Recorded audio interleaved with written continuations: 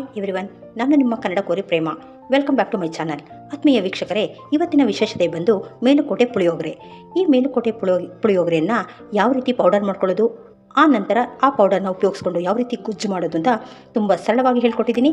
ಬನ್ನಿ ನೋಡ್ತಾ ಹೋಗಿ, ಕೊನೆವರೆಗೂ ಮಿಸ್ ಮಾಡದೆ ನೋಡಿ. ನೀವು ಒಮ್ಮೆ ಈ ರುಚಿಕರವಾದ ಪುಳಿಯೋಗರೆಯನ್ನು ಮಾಡಿ. ನಿಮ್ಮೆಲ್ಲರಿಗೂ ಇಷ್ಟ ಆಗಿದ್ರೆ ಸಬ್ಸ್ಕ್ರೈಬ್ ಮಾಡೋದನ್ನ ಮರಿಬೇಡಿ. ಬನ್ನಿ ಮೇಲುಕೋಟೆ ಪುಳಿಯೋಗರೆ ಮಾಡೋದಕ್ಕೆ ನಾನು ಯಾವ ಇಂಗ್ರೀಡಿಯೆಂಟ್ಸ್ನ ಉಪಯೋಗಿಸ್ತಾ ಇದ್ದೀನಿ ಅಂತ ನೋಡ್ತಾ ಹೋಗೋಣ. ನೋಡಿ, ಮೊದಲಿಗೆ ಮೆಂತ್ಯ, ಸಾಸಿವೆ, ಮೆಣಸು, ಜೀರಿಗೆ, ಇಂಗು, ಧನಿಯಾ ಕಾಳು, ಕರಿಬೇವು, ಗುಂಟೂರು ಮೆಣಸಿನ್ಕಾಯಿ, ಬ್ಯಾಡಗಿ ಮೆಣಸಿನ್ಕಾಯಿ, ಸ್ವಲ್ಪ ಅರಿಶಿಣ, ಎಣ್ಣೆ, ಇಷ್ಟು ಪದಾರ್ಥಗಳನ್ನ ಉಪಯೋಗಿಸ್ಕೊಂಡು ನಾನು ಈ ಒಂದು ಪೌಡರ್ನ ರೆಡಿ ಮಾಡ್ಕೊಳ್ತೀನಿ. ಇದರಲ್ಲಿ ಮುಖ್ಯವಾಗಿ ನಾವು ಏನು ಗಮನಿಸಬೇಕಪ್ಪ ಅಂದರೆ, ಮೆಜರ್ಮೆಂಟ್ ಅನ್ನೋದು ತುಂಬ ಇಂಪಾರ್ಟೆಂಟ್ ಆಗುತ್ತೆ. ನಾವು ಕರೆಕ್ಟ್ ಮೆಜರ್ಮೆಂಟಲ್ಲಿ ತಗೊಂಡು ಪದಾರ್ಥಗಳನ್ನು ಪೌಡರ್ ಮಾಡಿದಾಗ ಮಾತ್ರ ಇದು ಒರಿಜಿನಲ್ ಟೇಸ್ಟ್ ಕೊಡುತ್ತೆ. ಹಾಗಾಗಿ ಈ ಪದಾರ್ಥಗಳನ್ನ ಯಾವ ಮೆಜರ್ಮೆಂಟಲ್ಲಿ ತೊಗೊಂಡಿದ್ದೀನಿ ಅಂತ ಹೇಳ್ತಾ ಹೋಗ್ತೀನಿ. ಬನ್ನಿ ನೋಡಿ, ನೀವು ಯಾವುದೇ ಸೈಜಿನ ಸ್ಪೂನ್ ತೊಗೊಳ್ಳಿ. ನಾನು ಈ ಸ್ಪೂನ್ ತೊಗೊಂಡಿದ್ದೀನಿ. ನಾವು ಟಿಫನ್ಗೆಲ್ಲ ಉಪಯೋಗಿಸ್ತೀವಲ್ಲ, ಟೀ ಸ್ಪೂನು. ಆ ಟೇಬಲ್ ಸ್ಪೂನಲ್ಲಿ 1 ಸ್ಪೂನ್ ಕರೆಕ್ಟಾಗಿ ಅಳತೆ ಮೆಂತ್ಯ ತೊಗೊಂಡಿದ್ದೀನಿ. ಅಷ್ಟೇ ಪ್ರಮಾಣದಲ್ಲಿ ಸಾಸಿವೆ, ಮೆಣಸು, ಈ ಮೂರನ್ನು ಒಂದೊಂದು ಸ್ಪೂನ್ ಕರೆಕ್ಟಾಗಿ ತೊಗೊಂಡಿದ್ದೀನಿ. ಜೊತೆಗೆ 1 ಸ್ಪೂನ್ ಮೆಂತ್ಯ, ಸಾಸಿವೆ, ಮೆಣಸಿಗೆ 4 ಸ್ಪೂನಷ್ಟು ನಾವು ಜೀರಿಗೆನ ಸೇರಿಸಬೇಕಾಗುತ್ತೆ. ಇದು 3 1 ಸ್ಪೂನು, ಇದು 4 ಸ್ಪೂನು. ಆ ರೀತಿಯಾಗಿ ನೀವು ಮೆಜರ್ಮೆಂಟ್ನಾಗ ಜ್ಞಾಪಕ ಇಟ್ಕೊಳ್ಳಿ. ಜೊತೆಗೆ ಜೀರಿಗೆ 4 ಸ್ಪೂನ್ ತೊಗೊಂಡ್ರೆ, ಧನಿಯಾ ಕಾಳುಗಳನ್ನ ಅದು 8 ಸ್ಪೂನ್ ತೊಗೊಂಡಿದ್ದೀನಿ. ಇದು 1 ಸ್ಪೂನ್ ತೊಗೊಂಡು, ಇದು 4 ಸ್ಪೂನ್ ತೊಗೊಂಡು, ಇದು 8 ಸ್ಪೂನ್ ತೊಗೊಳ್ಬೇಕಾಗುತ್ತೆ. ಜೊತೆಗೆ 2 ರಿಂದ 3 ಗರಿಯಷ್ಟು ಕರಿಬೇವು ತೊಗೊಂಡಿದ್ದೀನಿ. ಈ ಗುಂಟೂರು ಮೆಣಸಿನ್ಕಾಯಿ ನೀವು ಖಾರ ಬಯಸೋದಾದರೆ ಒಂದು 4 ರಿಂದ 5 ಉಪಯೋಗಿಸ್ಕೊಳ್ಳಿ. ಇಲ್ಲ ಬ್ಯಾಡಗಿ ಮೆಣಸಿನ್ಕಾಯಿ ಸಾಕಂದರೆ ಅದನ್ನೇ ಉಪಯೋಗಿಸ್ಕೋಬೋದು. ನಾನು ಸ್ವಲ್ಪ ಖಾರ ಇರಲಿ ಅಂತ ಒಂದು 5 ರಿಂದ 6 ಗುಂಟೂರು ಮೆಣಸಿನ್ಕಾಯಿ ತೊಗೊಂಡಿದ್ದೀನಿ. ಜೊತೆಗೆ ಈ ಬ್ಯಾಡಗಿ ಮೆಣಸಿನ್ಕಾಯಿ ಇದಕ್ಕೆ, ಈ ಪುಳಿಯೋಗರೆಗೆ ಟೇಸ್ಟ್ ಮತ್ತು ಕಲರ್ ಎರಡನ್ನೂ ಕೊಡೋದೆ ಬ್ಯಾಡಗಿ ಮೆಣಸಿನ್ಕಾಯಿ. ಹಾಗಾಗಿ ಕರೆಕ್ಟಾಗಿ 20 ಮೆಣಸಿನ್ಕಾಯಿನ ತೊಗೊಂಡಿದ್ದೀನಿ. ಅಷ್ಟು ತೊಗೊಂಡ್ರೆ ಇದಕ್ಕೆ ಒಳ್ಳೆಯದೊಂದು ಕಲರ್ ಬರುತ್ತೆ. ಹಾಗಾಗಿ 20 ಮೆಣಸಿನ್ಕಾಯಿ, ಜೊತೆಗೆ ಅರ್ಧ ಸ್ಪೂನಷ್ಟು ಅರಿಶಿಣ, ಈ ಪದಾರ್ಥಗಳನ್ನ ಹುರ್ಕೊಳ್ಳೋಕ್ಕೆ 1 ಸ್ಪೂನಷ್ಟು ಎಣ್ಣೆ, ಇಷ್ಟು ಪದಾರ್ಥಗಳನ್ನ ಉಪಯೋಗಿಸ್ಕೊಂಡು ಯಾವ ರೀತಿ ಪೌಡರ್ ಮಾಡೋದು ಅಂತ ನೋಡ್ತಾ ಹೋಗೋಣ. ಬನ್ನಿ ನೋಡಿ, ಮೊದಲಿಗೆ ನಾನು ಸ್ಟವ್ ಹಚ್ಚಿ ಒಂದು ದಪ್ಪ ತಳ ಇರೋವಂತಹ ಬೌಲ್ ಇಟ್ಕೊಂಡಿದ್ದೀನಿ. ಅದಕ್ಕೆ 1 ಸ್ಪೂನಷ್ಟು ಎಣ್ಣೆ ಆದರೆ ಸಾಕಾಗುತ್ತೆ. 1 ಸ್ಪೂನ್ ಎಣ್ಣೆ ಹಾಕ್ಕೊಂಡಿದ್ದೀನಿ. ಎಣ್ಣೆ ಸ್ವಲ್ಪ ಬಿಸಿ ಆದ ಕೂಡಲೇ ಒಂದೊಂದೇ ಪದಾರ್ಥಗಳನ್ನ ಸೇರಿಸ್ತಾ ಹೋಗೋಣ. ಮೊದಲಿಗೆ ನಾವು ಮೆಂತ್ಯವನ್ನು ಸೇರಿಸಬೇಕಾಗುತ್ತೆ. ಫ್ಲೇಮ್ನ ತುಂಬ ಸಿಮ್ಮಲ್ಲೇ ಇಟ್ಕೊಳ್ಳಿ, ಇಲ್ಲಾಂದರೆ ಪೌಡರು ಸೀದೋಗುತ್ತೆ. ಮೆಂತ್ಯ, ಸಾಸಿವೆ ಎಲ್ಲವನ್ನು ಕರೆಕ್ಟಾಗಿ ಒಂದೊಂದೇ ಸ್ಪೂನ್ ಇದೆ ಉರಿತಾ ಹೋಗೋಣ. ಇದೇ ಒಂದು ಟೈಮಲ್ಲಿ ಮೆಣಸು, 3 ಒಟ್ಟಿಗೆ ಸೇರಿಸ್ಕೊತಾ ಇದ್ದೀನಿ.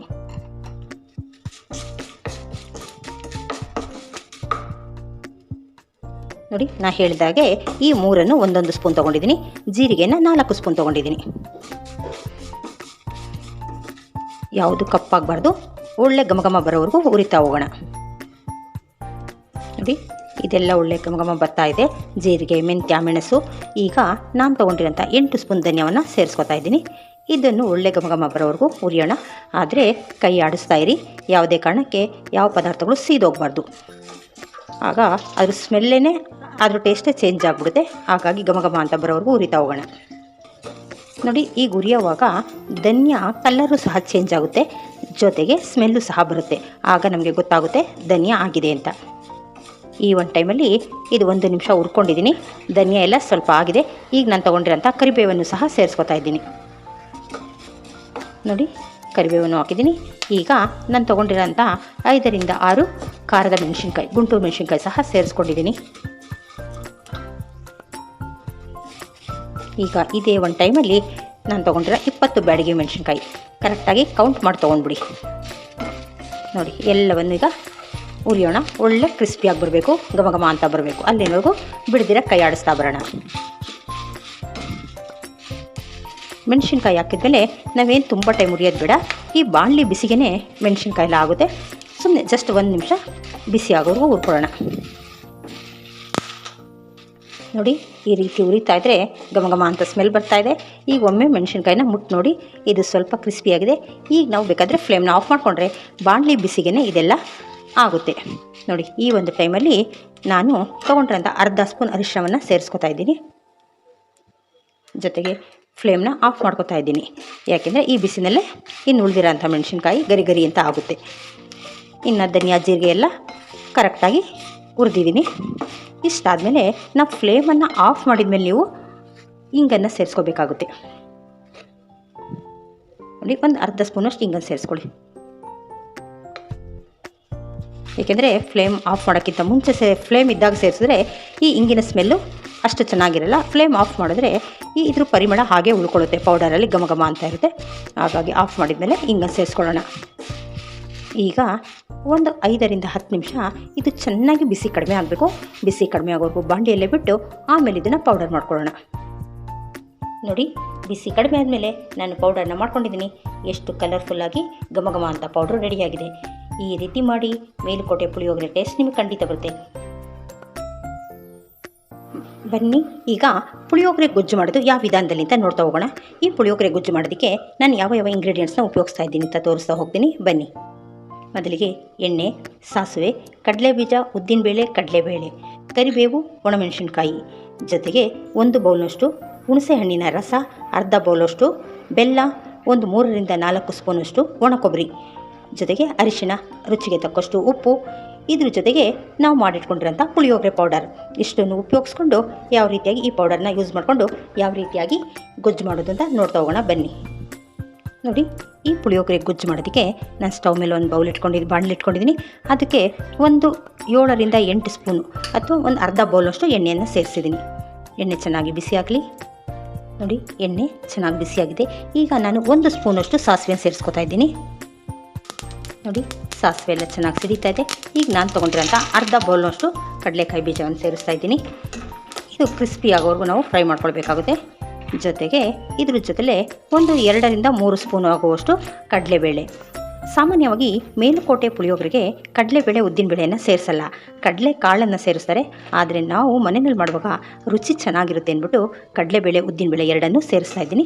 ಒಂದು ವೇಳೆ ನಿಮಗೆ ಬೇಡ ಅಂದರೆ ಅವೆರಡನ್ನ ಸ್ಕಿಪ್ ಮಾಡಿಕೊಂಡು ಬರೀ ಕಡಲೆ ಬೀಜವನ್ನು ಮಾತ್ರ ಹಾಕ್ಕೊಳ್ಬೋದು. ನೋಡಿ, ಈಗ 2 ಸ್ಪೂನಷ್ಟು ಉದ್ದಿನಬೇಳೆಯನ್ನು ಸೇರಿಸ್ತಾ ಇದ್ದೀನಿ. ಏಕೆಂದರೆ ಪುಳಿಯೋಗರೆ ಅಂದರೆ ಉದ್ದಿನಬೇಳೆ, ಕಡಲೆಬೇಳೆ, ಕಡಲೆಬೀಜ ಎಲ್ಲ ಇದ್ದರೆ ತಿನ್ನೋದಕ್ಕೆ ತುಂಬ ರುಚಿಯಾಗಿರುತ್ತೆ. ಈಗ ಇದು ಚೆನ್ನಾಗಿ ಕ್ರಿಸ್ಪಿ ಆಗೋವರೆಗೂ ಫ್ರೈ ಮಾಡ್ಕೊಳ್ಳೋಣ.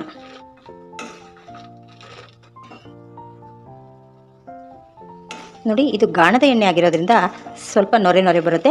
ಆಮೇಲೆ ಇದೆಲ್ಲ ಫ್ರೈ ಆದಮೇಲೆ ಈ ನೊರೆ ಎಲ್ಲ ನಿಲ್ಲುತ್ತೆ.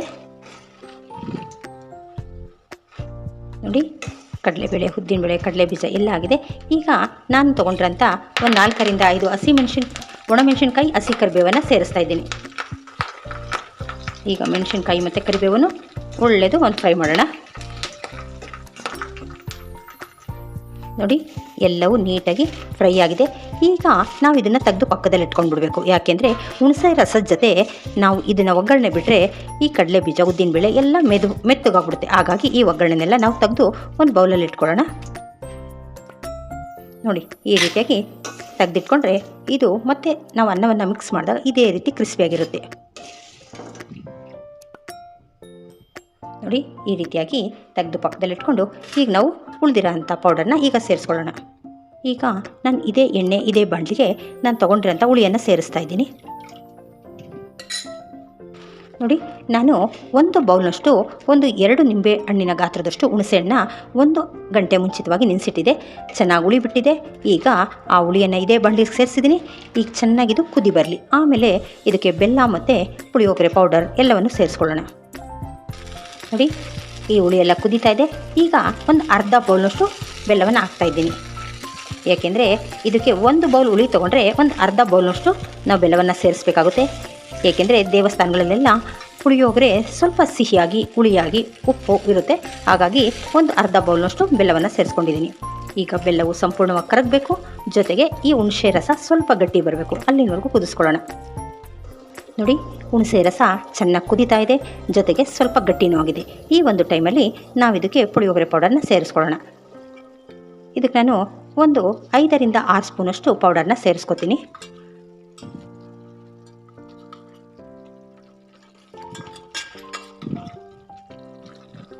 ನೋಡಿ, ಈಗ ಪೌಡರ್ ಸೇರಿಸಿದ ಮೇಲೆ ಇದಕ್ಕೆ ಒಳ್ಳೆಯದೊಂದು ಮಿಕ್ಸ್ ಕೊಡಬೇಕು.